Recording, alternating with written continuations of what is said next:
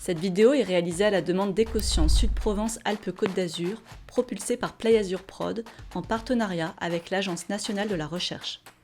Elle a été écrite aux côtés de Marie Revel, enseignante-chercheuse à Université Côte d'Azur au laboratoire GeoAzur. Bonjour à toutes et à tous, bienvenue sur la chaîne d'Ecosciences Sud-Provence-Alpes-Côte d'Azur. On continue cette vidéo sur la question de la sécheresse en Éthiopie. Donc c'est une vidéo qui fait suite, c'est une vidéo entretien qui fait suite à la vidéo qui est sur ma chaîne, que vous pouvez retrouver donc directement via un lien qui doit être en barre de description. Donc je suis avec Marie Revel. Marie, vous êtes paléoclimatologue, maître de conférence à Nice, à l'Université Côte d'Azur. Vous êtes chercheuse au laboratoire GeoAzur, qu'on a cité rapidement dans la vidéo. Et donc on va venir parler un peu plus en détail de à la fois vos méthodes, les techniques que vous mettez en place pour mieux comprendre cette région, donc la vallée de l'Awash et le lac Abbé. Et donc avec des collègues, vous avez monté une ANR qui s'appelle Nil Afar. Donc si j'ai bien compris, c'est la contraction de Nil et d'Afar, qui est une région en Éthiopie. Voilà. Et donc pour résumer rapidement ce dont on a parlé dans la vidéo, qui va vraiment être le sujet aussi de cet entretien, c'est vous et votre équipe, vous étudiez les variations des niveaux du lac Abbé depuis 10 000 ans, et ça vous permet de comprendre l'évolution actuelle de la région en Éthiopie, et surtout de prévoir les effets du changement climatique. C'est pas uniquement... vous ne faites pas que retracer des récits très anciens, il y a aussi une volonté de pouvoir prévoir, d'être dans l'avenir. Voilà, c'est ça que je trouve très intéressant dans vos recherches. Donc moi, ma première question, ce serait un petit peu que vous nous expliquiez la genèse du projet. Pourquoi s'intéresser à l'Awash, pourquoi ce lac, voilà, comment s'est monté ce projet? Alors, oui, en fait, je vais faire une toute petite introduction. Il se trouve que quand on parle de réchauffement climatique et qu'on veut faire de la prédiction future des variations de température ou de précipitation, sur les températures, il y a un consensus, ça va réchauffer. Par contre, sur le cycle de l'eau, sur les précipitations, on a beaucoup plus d'incertitudes. Et donc, pour mieux comprendre l'évolution future des précipitations, être capable de dire à tel endroit, ça va plutôt s'assécher sur tant de mois ou précipiter, afin que les sociétés s'adaptent au mieux. Ce qui m'intéresse, du coup, il y a un manque de données sur la connaissance du cycle de l'eau. Et donc, en tant que paléoclimatologue, ce qui m'a intéressé finalement depuis plusieurs années, c'est d'essayer d'améliorer les traceurs permettant de reconstituer les précipitations dans le passé. Bon, pourquoi? Parce qu'ensuite, on applique ça à des modèles du climat. Et ces modèles aujourd'hui ne sont pas toujours capables de reproduire ce qui s'est passé il y a 150 ans ou à des échelles de temps plus longues. Et donc, on améliore ces modèles en allant dans le passé à l'actuel pour rendre ces modèles plus robustes et qui soient fiables dans nos projections futures. Voilà. Et alors, du coup, pour répondre à votre question, pendant plus de 15 ans, avec mes collègues Sébastien Mijon et Nathalie Vigier, sédimentologue et géochimiste, on a travaillé sur le bassin versant du Nil.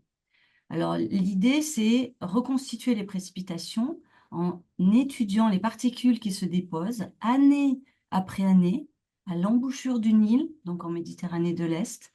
Ces particules, elles sont transportées par la crue du Nil, et donc on pose l'hypothèse que la quantité de précipitation qui se dépose est proportionnelle à la quantité d'eau qui a transporté ces particules. Et donc on va indirectement reconstituer les variations de précipitation de cet immense bassin versant qui est le Nil. Donc voilà, on a tenté de reconstituer les débits du Nil pour comprendre les variations et les mécanismes de ces variations. Alors comme c'est un immense bassin versant, le Nil c'est le plus long fleuve au monde, 6000 km environ. J'ai encadré des étudiants en thèse dont la question c'était ces particules, d'où elles viennent. Et on a montré que sur les derniers 100 000 ans, je dis bien 100 000 ans, ces particules, à 95%, elles viennent de l'érosion des hauts plateaux éthiopiens, où on a la concentration des précipitations, puisque c'est une altitude de 3 000 mètres. Et donc, à partir de là, on a pu reconstituer le débit du Nil, et on a montré que il y a 9 000 ans, le débit du Nil était multiplié par 4, et, et tous les 21 000 ans, on a ainsi cette alternance de débit du Nil faible en ce moment, période aride, et il y a 9 000 ans, un débit beaucoup plus fort, plus de précipitations sur toutes les zones intertropicales, et ça se répète tous les 21 000 ans. C'est lié à la précession, comme vous l'avez expliqué. Ouais, on viendra. Ouais, ouais. D'accord, d'accord. Donc c'est vraiment au départ vous suspectiez pas que vous iriez en Éthiopie. Non, parce que en fait, après très vite, on s'est aperçu quand on soumettait des papiers, on avait toujours cette remarque négative, c'est que comme c'est un très très grand bassin versant, on a un problème de temps de résidence, c'est-à-dire le temps de transport des particules. Elles sont érodées au niveau des hauts plateaux éthiopiens, par exemple le lac Tana. Elles vont être transportées sur 6 000 ans et ce temps de transport, il est long. Donc certaines particules peuvent se déposer le long d'un méandre pendant 2 000, 3 000 ans. Puis elles vont être reprises lors d'une très forte crue. Et donc, on a un système qui est biaisé par rapport à ce temps de transport si on veut être très fin. Et c'est pour ça que j'ai monté le projet Nilafar, parce que je voulais être au cœur vraiment des zones de forte précipitation. Euh, En sachant que, donc on s'est intéressé dans ce projet, c'est un projet pluridisciplinaire avec vraiment plus de 10 labos partenaires. On s'est intéressé à cette vallée, la dépression Afar, qui est alimentée par l'Awash, qui est l'équivalent, si vous voulez, du Nil bleu côté bassin versant du Nil. Ce sont les mêmes précipitations qui vont s'écouler le long du Nil bleu et s'écouler le long de l'Awash. Et donc, on a la même démarche, comprendre le débit solide, en déduire les précipitations dans cette région du monde à l'échelle des derniers 10 000 ans, avec l'avantage dans cette vallée de l'Awash, c'est un petit bassin versant, donc il n'y a pas ce délai de transport.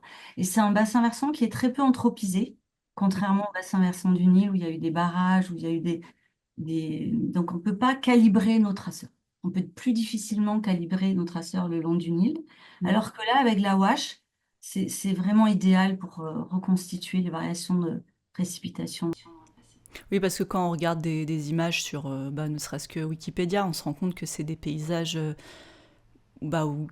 comment dire, qui sont pas habités. Enfin, en tout cas, on a l'impression que c'est à nu, qu'il n'y a pas trop de construction humaine. Donc ça vous aide pour travailler? Sont les dé- ils comptent parmi les déserts les plus arides au monde. Et dans ces régions qui sont très très chaudes, hein, il faut savoir s'adapter. Vous avez du coup les Afars, qui est un peuple semi-nomade qui parcourt voilà, ces territoires et qui sont adaptés à ces territoires, qui se D'accord. baladent avec le bétail hein, et les caravanes de dromadaires. Donc ils cherchent de l'eau, des points d'eau pour Très très chaud, enfin, c'est-à-dire, il faut s'imaginer quelle température pour... les températures, ça peut aller jusqu'à 38, hein, 38 degrés l'été, c'est très très chaud. Du coup, il y a une forte évaporation. Mais ce qu'il faut comprendre, c'est que dans ces zones intertropicales, il y a deux saisons. Une saison très forte avec beaucoup de précipitations qu'on appelle la mousson et une saison très sèche où l'évaporation, du coup, est très intense. D'accord. Donc, ça varie beaucoup. Il faut imaginer des lacs dont le volume d'eau varie très rapidement d'une saison à l'autre. C'est pas comme sous nos latitudes. Et ces peuples se sont adaptés à ces variations. Voilà. Euh, et donc, moi, justement, quand on va dans ces endroits là, en Éthiopie, c'est quoi les conditions d'accès pour les chercheurs? Ça signifie quoi en termes de risque? Parce que depuis bon, pas mal d'années, mais je pense à voilà, à la guerre du Tigré, par exemple, ça doit être assez compliqué. Est-ce que les archéologues, les chercheurs prennent des risques quand ils vont sur ce terrain? C'est quoi le quotidien un petit peu d'un chantier là-bas? Est-ce que vous pouvez toujours y aller ou est-ce qu'en ce moment vous n'y allez pas? Alors, effectivement, ce sont des missions qui sont complexes. C'est très, très long à monter, hein, c'est pas... Mais j'ai quand même envie de dire que finalement, préparer la mission, c'est beaucoup de stress. faut tout sécuriser. Mais par contre, humainement, c'est extrêmement riche et c'est, je crois, ce qui Mhm. fait la part belle de nos métiers, ces Mhm. missions. Après, quand on vit la mission, c'est extraordinaire. D'accord. C'est des missions de combien de temps? Alors, ce sont des missions, ça dépend, hein, je peux vous Mhm. parler de celles que j'ai organisées. Alors, ce qu'il faut comprendre quand on va dans ces pays, Éthiopie, Djibouti, une des grandes difficultés, bon, ben, c'est les conditions météorologiques, hein, il fait très chaud, il faut donc avoir suffisamment d'eau, etc. Et surtout, on va dans des régions qui sont totalement isolées. Isolées, mais ça veut dire à 4 jours de 4x4, il n'y a pas d'avion. Si on a un pépin, on est tout seul. Voilà, donc il faut vraiment assurer au niveau sécurité, puisqu'on est responsable de l'équipe. On peut Mhm. prendre des étudiants aussi en thèse ou en master. Voilà, donc il faut tout anticiper. Et la deuxième grande difficulté quand on veut faire du carottage, cette fois-ci dans les lacs, ça dépend des objectifs, hein. Si c'est fouillé, peut-être qu'il y a moins de complications. Mais quand moi, les missions que j'ai montées, l'objectif, c'était d'aller forer, hein, d'aller prélever une colonne de sédiments au fond des lacs. Et là, donc, la difficulté, c'est qu'il faut transporter plusieurs tonnes de matériel, avoir les autorisations. Ça peut arriver par bateau, ça peut arriver par avion. Donc, c'est beaucoup voilà, de tracasseries administratives. Ouais. Et donc, j'ai eu la chance, là, les 2 missions dont je peux vous me parler, mais vous me coupez si je suis trop longue, Non, non, non, c'est hyper de, intéressant. de bénéficier du fait que je travaille avec des collègues qui sont archéologues et qui allaient depuis des années dans ces contrées. Et donc, je me suis vraiment appuyée sur leur expertise. Et donc, en particulier, du coup, voilà, moi, je crois que une des missions les plus extraordinaires de toutes celles que j'ai vécues, c'était en 2018, en Afar, le long du lac Gamari. Et donc, c'est une mission qui était organisée en parallèle par Lamia Khalidi, qui est archéologue. Et en parallèle du carottage, elle conduisait une mission avec 5 ou 6 archéologues. Et donc, c'est grâce à l'expertise de Lamia qui dirige le programme Vaporafar. Donc, ça veut dire des années de collaboration avec les universités d'Addis Abeba, Mhm. de, voilà, de connaissances de scientifiques dans ces universités qu'on a pu monter cette mission. Alors, elle était assez dangereuse puisqu'on est allé sur des lacs qui n'avaient jamais été carottés. Enfin, ça peut paraître incroyable, mais il n'y avait aucune connaissance. On est parti, on ne savait pas quelle était la hauteur du lac, par exemple. On ne savait pas si c'était 3 mètres ou 20 mètres. On a Mhm. cherché à avoir l'information, mais impossible. Et la deuxième difficulté, c'est que ces lacs étaient infectés de crocodiles et d'hippopotames. Donc, c'était un peu audacieux. Mais on a discuté avec des chercheurs qui ont l'habitude à l'IRD d'aller dans des régions comme ça un peu dangereuses. Et donc, bah, on bétonne au niveau sécurité. Donc, on avait 2 moteurs sur les Zodiacs systématiquement, si l'un tombait en panne. On laissait tourner tout le temps les moteurs, ça effraie les crocodiles ou les hippopotames. Et puis, qu'est-ce qu'on avait d'autre? On avait vraiment des talkie-walkie pour pouvoir se joindre en cas de danger. Voilà. Donc, et c'était Ça paraît effrayant. Mais ah ouais, les hippopotames, ça fait très très peur, hein, d'un coup. Si on menace leurs petits, ils peuvent d'un coup de leur corps Mhm. balancer les zodiacs, hein, ils sont très très puissants. Et d'ailleurs, ça n'a pas loupé, hein, puisque c'était une mission extrêmement exploratrice. On a montré que le lac faisait 6 mètres de profondeur, etc. Et on faisait de la sismique réflexion, donc on envoie une onde acoustique pour comprendre la géométrie des corps sédimentaires, si c'est des dépôts tranquilles, s'il y a un canyon, s'il y a eu des tempêtes qui ont mélangé le sédiment. Et au bout de 4 jours, il y a des crocodiles qui ont dégradé des fils qui sortaient de la sismique. Et donc, on n'a eu que 4 jours d'analyse au lieu de 10, quoi. Voilà. Mais ça, c'est comme ça, c'est Ouais, l'imprévisible. c'est Voilà. imprévisible. Autour du lac Gamari et Afambo, c'était tous les jours des myriades d'oiseaux Mhm. magnifiques, tous plus beaux les uns que les autres. Et c'était extraordinaire et humainement aussi une bonne complicité. Voilà. Et ensuite, j'ai organisé, si je peux continuer, je crois que j'ai tout dit, une mission en 2023, cette fois-ci sur le lac Abbé, donc la suite des lacs, où là, on a voulu descendre, carotter beaucoup plus profond pour avoir vraiment les derniers 10 000 ans. Mhm. Et donc, c'est une mission que j'ai organisée avec Jessie Colliez, pareil, qui est archéologue, qui travaille depuis des années à Djibouti, qui fouille, mais cette fois-ci à l'est du lac Abbé. Elle dirige le programme PSPCA et c'est grâce au soutien du CERD, donc le centre de recherche de Djibouti. On a réussi à avoir les autorisations du ministre de l'enseignement de la recherche, de Monsieur Jaludine, que je remercie infiniment, le directeur du CERD, de Monsieur Awale, qui est responsable du centre de géologie. Et là, sur ces missions, c'était moins dangereux parce qu'il n'y avait pas de crocodiles et d'hippopotames, mais on a essuyé, on a préparé la mission et à 2 reprises, quasiment 5 jours avant de partir, la mission a été annulée pour des raisons de sécurité. Donc on l'avait programmée en 2019 et à 2 reprises, donc c'est compliqué. D'accord, donc quand c'est pas les hippopotames ou les crocodiles, c'est la situation géopolitique qui peut mettre à mal des mois, des années d'organisation. De préparation de Ouais, 3 ans. Voilà. ok. Mais au final, Vous découragez pas. non, non, non, non, non, on est assez tenace parce qu'on se connaît bien, l'équipe Ouais, avec qui je conduis ces missions, des chercheurs.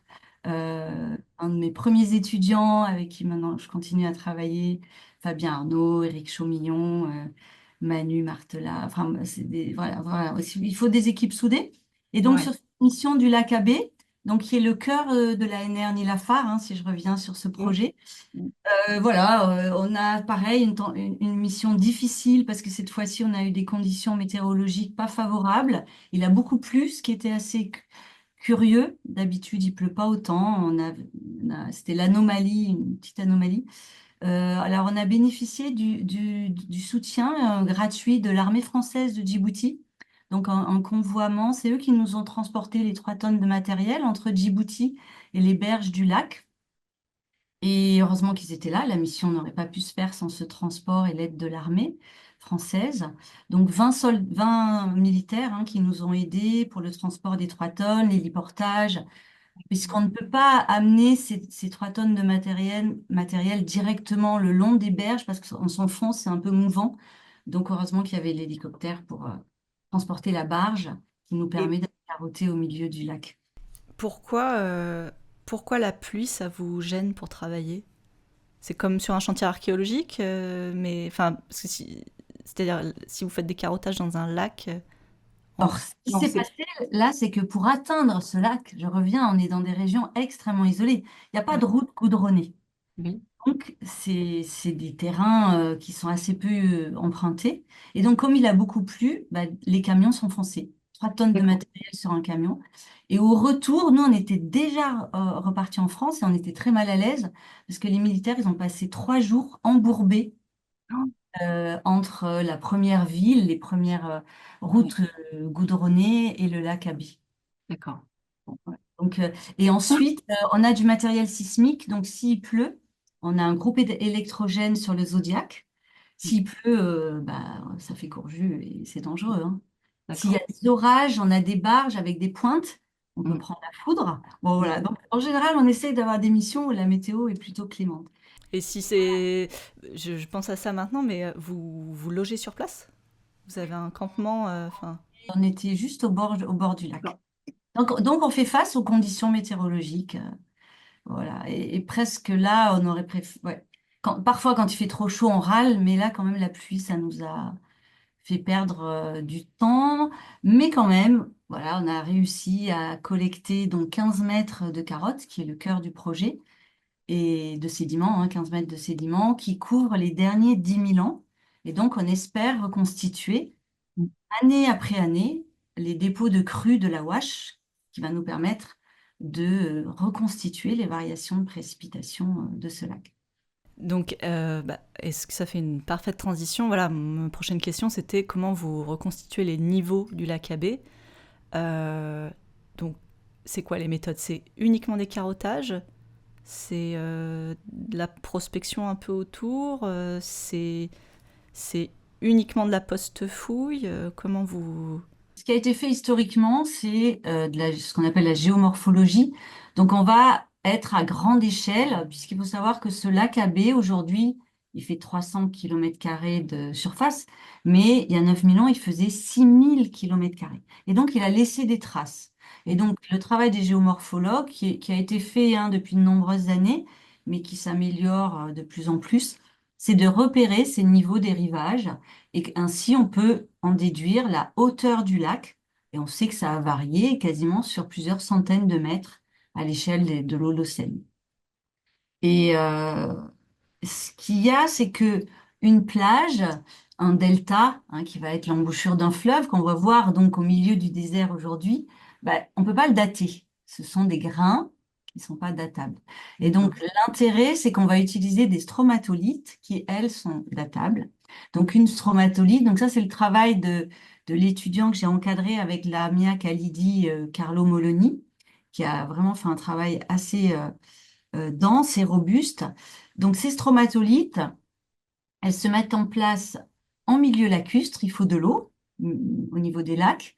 Il faut imaginer que ce sont des petites cyanobactéries qui vont être capables de puiser dans l'eau du lac du Ca, des ions calcium, du CO3 de moins, bicarbonate, et de fabriquer de la calcite qui vont se déposer sous forme de petites lamines. Et année après année, ces cyanobactéries vont construire un édifice carbonaté qui peut ressembler à un champignon. Oui, on voit sur les photos, on voit plein d'espèces de cheminées, enfin voilà, qui font des petites. Alors, les cheminées, c'est autre chose. C'est encore autre chose, ouais. Mais Cheminée, ça fait 60 mètres. Là, c'est vraiment des d'accord. petits édifices. Peut-être c'est comparable, l'analogue, c'est en milieu marin, les coraux. Voilà, Ok. ça peut être tabulaire, ça peut être rond, sous forme de boule. Et il faut vraiment imaginer que ce sont des toutes petites cyanobactéries. Et alors, l'intérêt, c'est que ces cyanobactéries, elles sont, euh, elles ont besoin de la lumière pour tirer leur énergie. Donc, elles vont forcément vivre sous une tranche d'eau faible. Donc, ça D'accord. veut dire que si on les voit à 500 mètres d'altitude aujourd'hui au milieu du désert, ben, ça veut dire qu'à cet endroit-là, il y avait une tranche d'eau de quelques mètres. Ah oui, Et d'accord. ces stromatolites, on peut les dater. Et comme Mhm. ça, on peut reconstituer les variations de hauteur de lac. Voilà. D'accord. Donc ça, c'est une des méthodes, hein, sur les stromatolites. Euh, pour les dater, on va utiliser le carbone 14, l'uranium, thorium. Alors, je dis ça, c'est pas si facile, hein. Faut pas mal de travail parce que des fois, on a des âges qui sont inversés, donc on comprend pas parce qu'il y a de la contamination. Mais voilà, ces stromatolites, c'est très puissant pour reconstituer les hauteurs des lacs. Oui, et Mais puis vous c'est utilisez des technologies de pointe. Enfin, c'est... voilà. Mais c'est quand même un travail à grande échelle qui va être fait sur toute cette région de la dépression Afar. Et c'est à basse résolution parce qu'on n'a pas des stromatolites tout le temps. Et donc, si on veut avoir une résolution annuelle, reconstituer les Ouais. précipitations à l'échelle annuelle, puisque c'est hauteur de lac, hein, bien évidemment, on déduit que si ça monte, c'est qu'il y avait plus de précipitations dans le bassin versant. Donc, on a un indicateur indirect des précipitations dans le bassin versant, toujours de l'eau qui vient des hauts plateaux éthiopiens. Alors là, aujourd'hui, on a des méthodes complémentaires. Toutes ces méthodes sont importantes, hein, elles sont complémentaires. Et en particulier, donc, on va carrément carotter dans les lacs. Donc, on récupère ces dépôts de particules, cette fois-ci, année après année, hein. Et donc, on a, je vous disais, 15 mètres de dépôts qui correspondent aux dépôts des crues de la Ouache depuis 10 000 ans. On a daté là récemment, hein. J'ai reçu les âges il y a à peine un mois. D'accord. Là, ça couvre 11 000 ans. Donc, on est content puisque c'est ce qu'on souhaitait, avoir cette évolution sur l'Holocène. Et là, aujourd'hui, il y a des nouvelles méthodes, je vais être très synthétique, qui sont vraiment novatrices. À l'époque, c'était les pollens, les diatomées. Et maintenant, on utilise des méthodes de marqueurs biomoléculaires, notamment avec ma collègue Guillemette Menot, qui est à l'ENS de Lyon, hein, qui développe ces outils.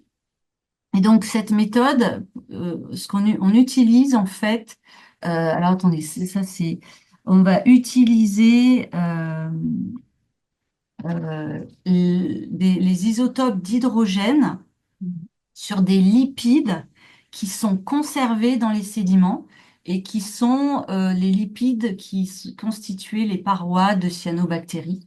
Et il a été mis en évidence, on met en culture aujourd'hui, hein, dans des lacs, on suit que cet isotope de l'hydrogène est un paléotraceur des variations de précipitation au-dessus du lac. Voilà, donc là, on est sur du quantitatif. On cherche à reconstituer quantitativement Voilà, il y a 9000 ans, il y avait 300 millimètres de précipitations au-dessus du lac. Puis, il y a 5000 ans, on n'en a eu plus que 50, avec des barres d'erreur, avec des incertitudes, mais c'est l'objectif, d'aller vers des méthodes quantitatives. D'accord. Euh, alors, l'intérêt aussi voilà, de cet entretien, c'est aussi de pouvoir détailler justement un peu plus des mécanismes ou là, ce que vous venez de faire, des choses qu'on ne peut pas imaginer, je pense. Mais est-ce que vous pourriez m'expliquer plus rapidement possible ce qu'on a juste cité dans la vidéo sur ma chaîne, justement l'origine de cette période humide africaine qu'on appelle le Sahara vert. C'est quoi ce mécanisme qui attire des vents chargés d'humidité? On a l'impression que l'Afrique est une espèce d'éponge qui vient tirer Bon, voilà, moi je... Image, c'est vrai que ça attire. Alors, c'est complexe, hein, donc je vais essayer J'enseigne ça à mes étudiants en licence 1 et Ah j'aime. ouais. Ouais, ouais. Mais il faut que je synthétise. Alors, déjà, j'ai envie de dire, souvent, on parle beaucoup, je crois que maintenant, c'est des notions qui sont rentrées, que nos sociétés connaissent. Euh, on parle beaucoup de l'alternance à ces échelles de temps du quaternaire, hein, donc depuis à peu près 1 million d'années. On sait que le climat a varié en alternant entre des périodes qu'on dit glaciaires, froides, extension maximum des calottes polaires, hein, donc l'Angleterre était sous la glace, le Canada, et des périodes interglaciaires comme celles que nous vivons aujourd'hui depuis 10 000 ans. Ces alternances de périodes glaciaires et interglaciaires, elles sont contrôlées par la quantité d'énergie qui vient de notre Soleil. Et ce qu'on appelle les paramètres orbitaux, c'est-à-dire que la position de la Terre par rapport au Soleil varie, et ça fait varier la quantité d'énergie solaire, hein, ce sont des rayonnements visibles qui sont absorbés à chaque latitude de notre planète. Et donc, tous les 100 000 ans, la position de la Terre, je ne vais pas aller dans le détail, varie et ça engendre ces alternances, période glaciaire, période interglaciaire, extension des calottes de glace aux hautes latitudes. Et on parle moins des basses latitudes. Qu'est-ce qui se passe dans les basses latitudes? En fait, on n'a pas le même tempo. Ce n'est pas le 100 000 ans, mais c'est le 21 000 ans. Et là, le 21 000 ans, c'est tout simplement que notre planète tourne sur elle-même et autour du Soleil. L'axe de rotation de la Terre, vous voyez mon stylo, hein, là. L'axe de rotation de la Terre tourne Super. autour du Soleil. Cet axe de rotation de la Terre, il est incliné. Ça donne lieu aux saisons. Mais il est incliné, c'est l'obliquité qui a donné le nom de climat, hein. Mais en plus d'être incliné, cet axe de rotation, il forme aussi un cône, comme une toupie. Voilà, qui vrillerait. Et cette toupie, elle va tourner en 21 000 ans. Tous les 21 000 ans, elle revient à sa position d'origine. Ce qui veut dire qu'il y a 11 000 ans, l'axe de rotation de la Terre, il était inversé. Et c'est ça qui est à l'origine de l'alternance des périodes humides et arides au niveau des basses latitudes des zones intertropicales. Ça veut dire que tous les 11 000 ans, on a plus d'énergie qui rentre, nous, en ce qui nous concerne, au niveau des océans Indiens au large de la Corne de l'Afrique. Et donc, l'océan va être plus chauffé, donc il va y avoir plus d'évaporation, et les vents transportent ces masses d'air chargées en humidité qui vont en particulier euh, donner naissance au niveau des rifts éthiopiens, hein. Dès que vous avez des altitudes, vous concentrez les précipitations.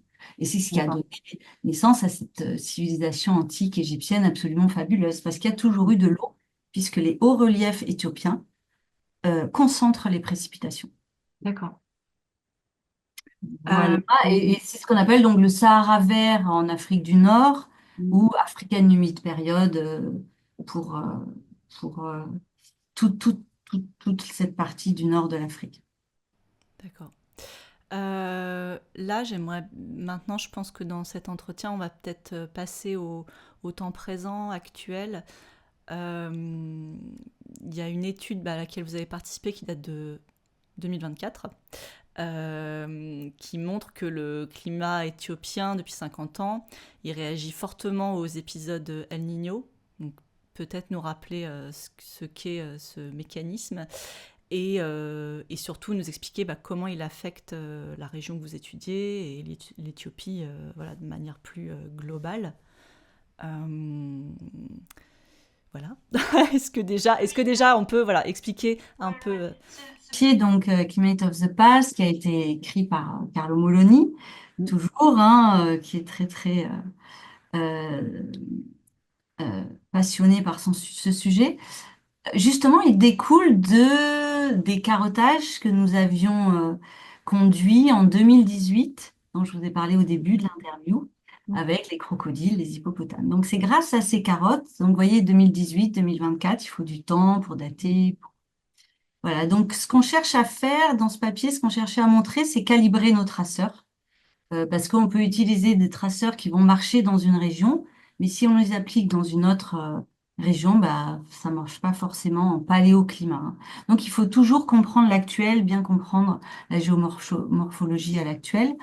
Dans cette étude, on a un enregistrement saisonnier de la carotte, et donc on a pu reconstituer l'intensité de la crue de la Wash. Et ce qu'on a montré sur les derniers 50 ans, ce qui est intéressant avec les derniers 50 ans, c'est qu'on peut comparer ces données avec les données quantitatives mesurées dans les stations météorologiques ou par les satellites. Ouais. Et on a vu qu'on avait un traceur qui marchait assez bien quand il y a eu des fortes précipitations dans cette région de la dépression Afar. On avait nos traceurs qui montraient bien qu'il y avait une plus forte précipitation. Et on a mis en évidence, du coup, que depuis 50 ans, chaque épisode d'El Niño correspondait à un assèchement de nos lacs assez impressionnant, hein, puisqu'on a des images satellites, donc on peut voir les surfaces des lacs. Voilà. Et donc, l'idée, c'est d'utiliser maintenant ces traceurs qui marchent sur les derniers 150 ans sur 10 000 ans. Voilà. Et reconstituer sur 10 000 ans. Alors, le processus El Niño,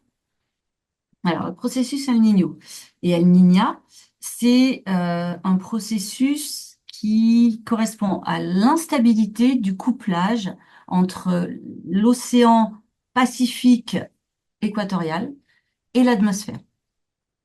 En temps normal, on a ce qu'on appelle une cellule de convection qui s'appelle la cellule de Walker. Donc, c'est des masses d'air qui s'élèvent au niveau de l'Indonésie. En s'élevant, les masses d'air se refroidissent, se condensent, il pleut beaucoup. Et la branche de cette cellule de convection inverse, au contraire, les masses d'air se sont déchargées de toute humidité, elles descendent, elles sont en altitude à 18 km, elles vont descendre et elles vont induire un climat sec au niveau des côtes péruviennes. Hein, donc il faut imaginer une grande boucle en altitude. Il pleut beaucoup en Indonésie, c'est sec au Pérou. Et donc, ce phénomène d'instabilité du couplage, environ tous les 7 ans, cette cellule de convection, elle se déplace. Ce qui fait qu'au lieu d'avoir les précipitations sur l'Indonésie, on va les avoir grosso modo sur l'île de Pâques.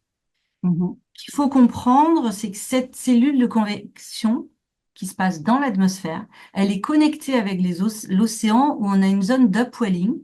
C'est des masses d'eau qui viennent des profondeurs, de 3000 mètres de profondeur. Elles sont à 2 degrés, ces masses d'eau, et elles vont remonter à la surface et refroidir. Au lieu d'avoir 24 degrés, on va avoir 22. Et donc, en temps normal, on a une certaine température. Et quand on a un épisode d'El Niño, cette cellule de convection se déplace, l'upwelling disparaît, donc on a moins d'apport de froid. Et c'est pour ça qu'on dit que les épisodes El Niño, à l'échelle globale, ils amènent plus d'énergie, plus de chaleur. On augmente de quelques 0 degrés Celsius à l'échelle de la planète. Donc c'est un excès d'eau chaude. C'est un excès d'eau chaude périodique. Excès d'eau chaude qui chauffe l'atmosphère qui est au-dessus.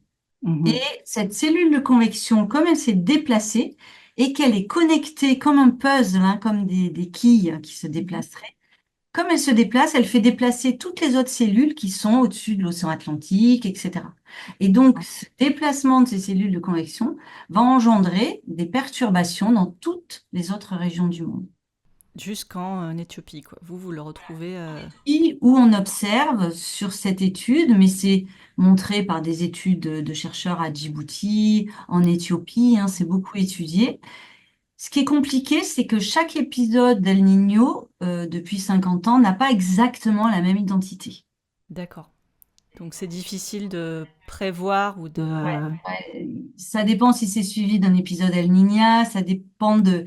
C'est beaucoup étudié et une des craintes, c'est qu'avec le réchauffement climatique, bah, il y a une intensification de ces situations d'El Niño.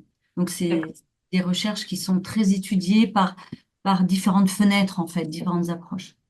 Ok. Et donc est-ce que justement il y a des programmes de prospective pour anticiper l'évolution du climat dans la région? Est-ce que... en fait, comment vous prévoyez les choses? Qu'est-ce qui est... oui, qu'est-ce qui est prévu là dans les années à venir? Oui, alors justement, dans la NR ni la phare, un des objectifs, finalement, c'était une question au départ ciblée, c'était de se dire, finalement, ce lac AB, aujourd'hui, il fait 300 km² de surface.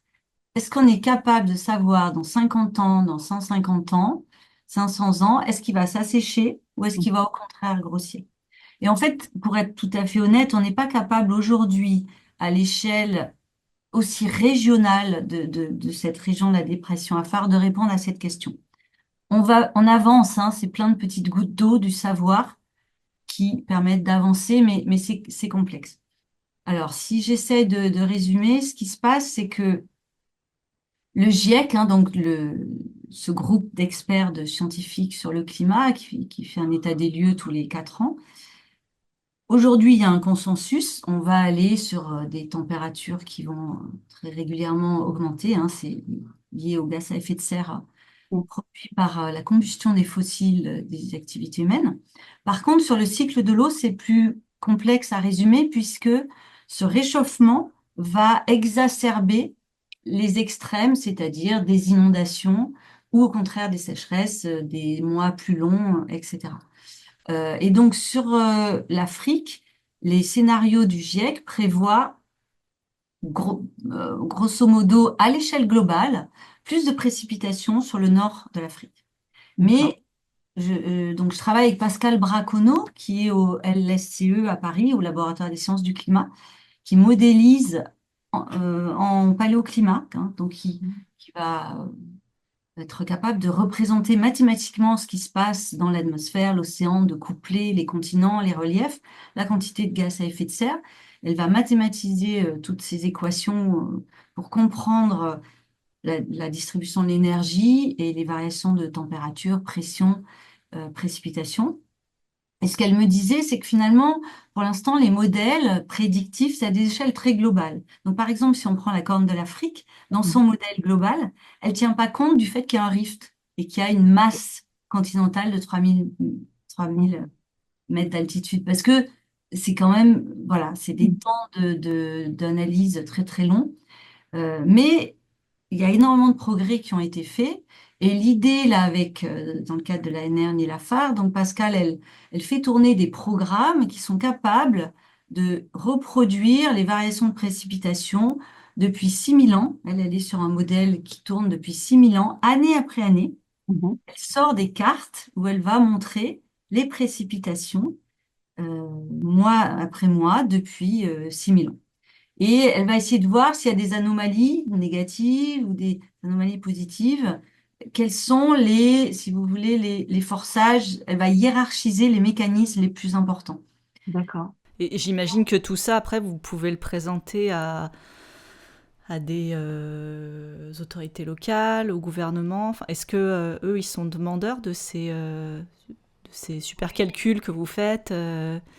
Est-ce que ça intègre des programmes de prévention? Oui, oui. Alors, ce qui se Ouais. passe, attendez, là, je prends juste mes notes. Oui, oui, allez-y. Ouais, ouais. Parce qu'au final, le but de toutes ces recherches scientifiques, évidemment, il y a le savoir, mais j'imagine que in fine, il faut que ça guide les populations, il faut que ça guide des gouvernements à... Ouais, ouais, il faut qu'il y ait un impact sociétal, hein, c'est l'enjeu c'est le défi de nos sociétés, hein, de s'adapter à l'impact du réchauffement climatique qui va s'intensifier. Et donc, à Djibouti, en 2022, a été inauguré un grand programme, c'est l'OREC, qui est lié au CERD, hein, qui est le centre de recherche, d'études et de recherche de Djibouti. Ça a été monté par le ministre de la Recherche. Donc, l'OREC à Djibouti, c'est l'Observatoire du changement climatique qui est porté par le ministre de l'Enseignement supérieur et de la Recherche et qui a été inauguré le 23 octobre 2022 dans le but de trouver et de développer les solutions les plus pertinentes et les plus durables aux impacts de la crise climatique et environnementale qui frappe Djibouti et de manière générale l'Afrique sahélienne et subsaharienne.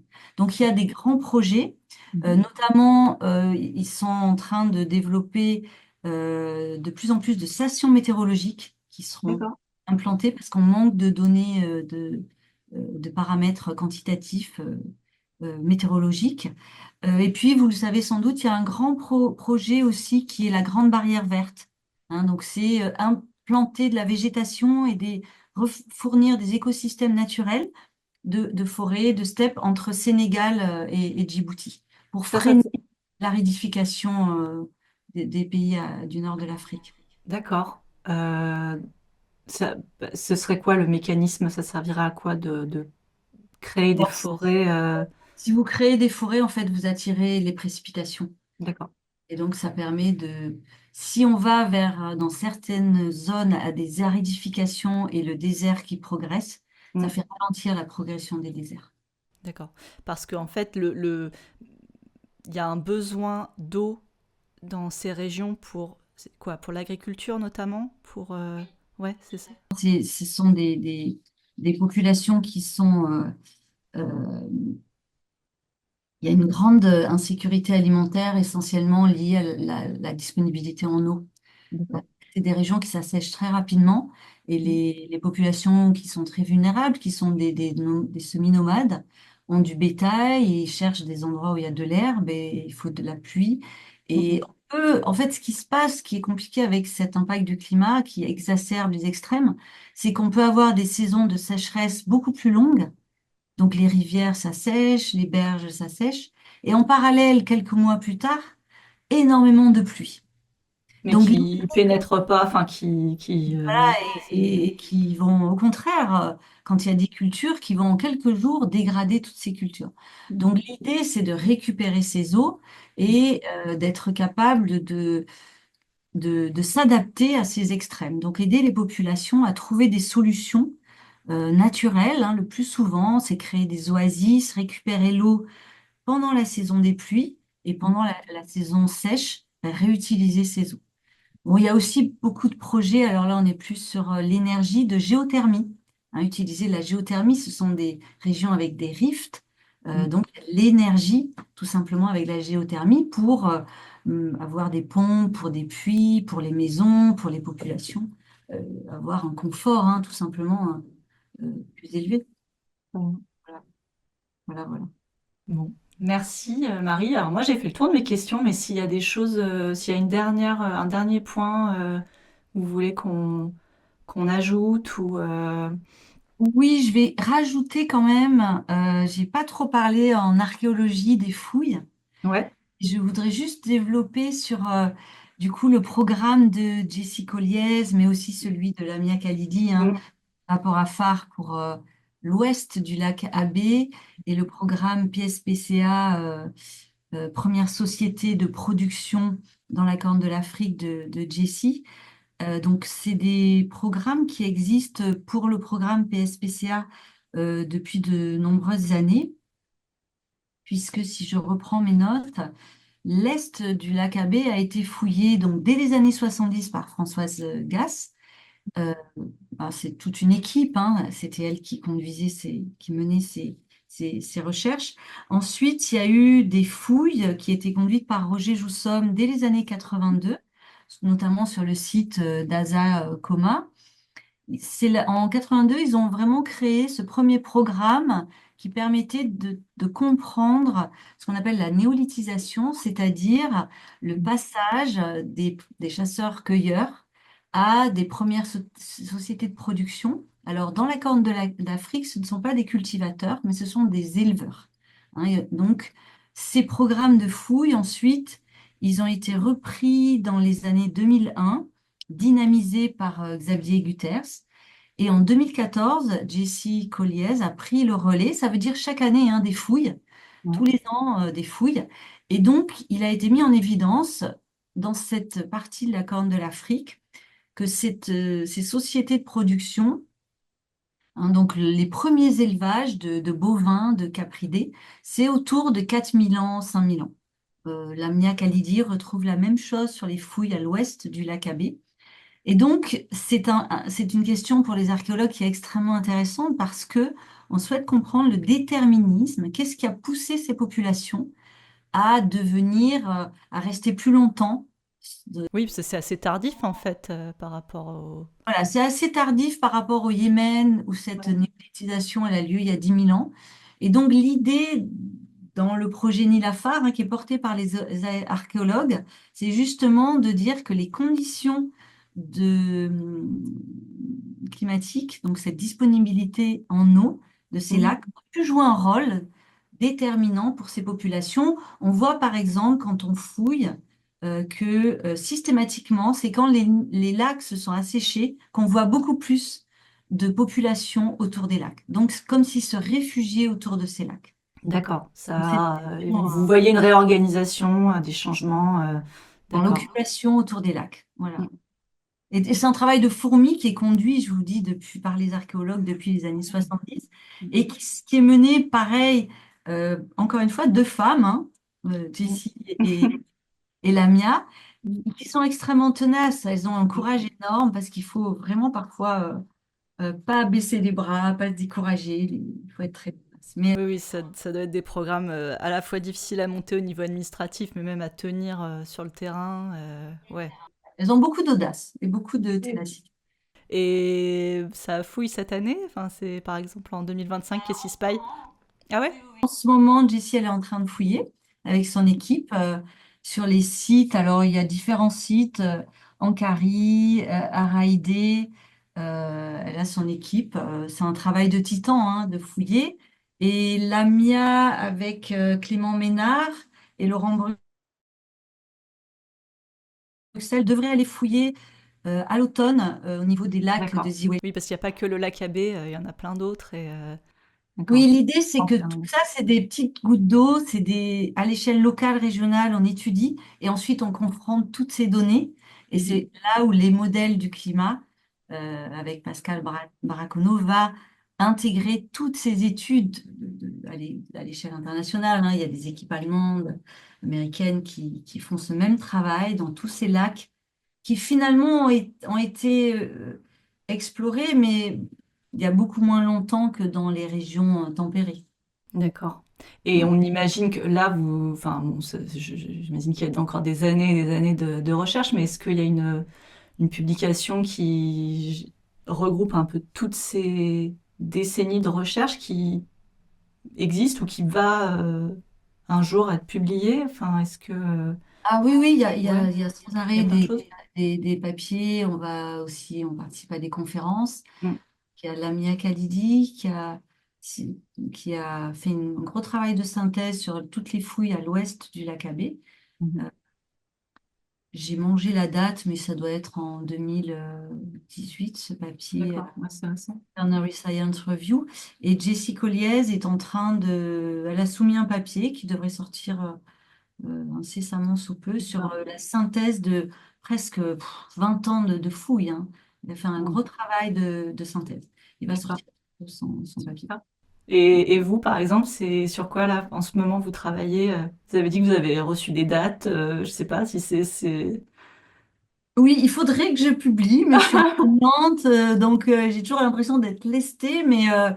Et oui, oui, eh ben, on a reçu les âges de cette belle carotte AB qui est magnifique, qui montre des grandes variations de très fines lamines, une magnifique couleur ocre, rouille, vert, même un peu de bleu, gris.